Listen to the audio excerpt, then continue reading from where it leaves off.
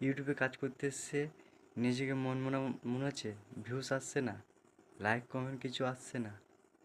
অবশ্যই আসবে না নতুনদের। কিন্তু যদি রেগুলার পোস্ট করো, তোমার কন্টেন্টটার যদি কোয়ালিটি থাকে, তো তোমার মানে চিন্তা ভাবনা করতে হবে না, অটোমেটিক ভিউস আসবে, নিজের টপ লেভেলে চলে যেতে পারবে।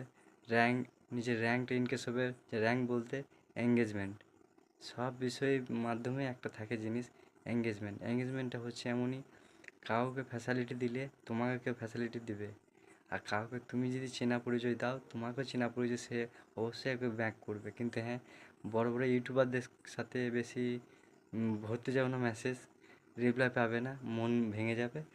তার মানে যে বড় বড় ইউটিউবারদের নিচে যে মেসেজ কমেন্ট বক্সে মানে মেসেজ করা থাকে, সেই বন্ধুগুলোকে লাইক বা কোনো একটা সুন্দর মেসেজ করো, যেন সে তোমার ওই কমেন্টটা ধরে তোমার ইউটিউব চ্যানেলটা একবার হলেও মানে তোমাকে দেখতে আসে, যে তুমি কীরকম ভিডিওটা করো বা এত সুন্দর কমেন্ট করেছো, নিশ্চয়ই ভালো ভিডিও করো।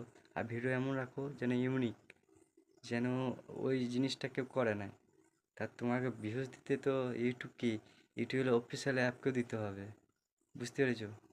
নিজের এইখান থেকে পরিষ্কার পরিচ্ছন্নভাবে প্রত্যেক দিন ভিডিও আপলোড করো, সফল ভাই হবে। মানে ধৈর্য যদি হারিয়ে ফেলো, তাহলে কিন্তু আর হবে না, ধৈর্য রাখতে হবেই হবে। এই আমি যে ইউটিউব চ্যানেলটা খুলেছি, আমি কিন্তু কন্টিনিউ করছি।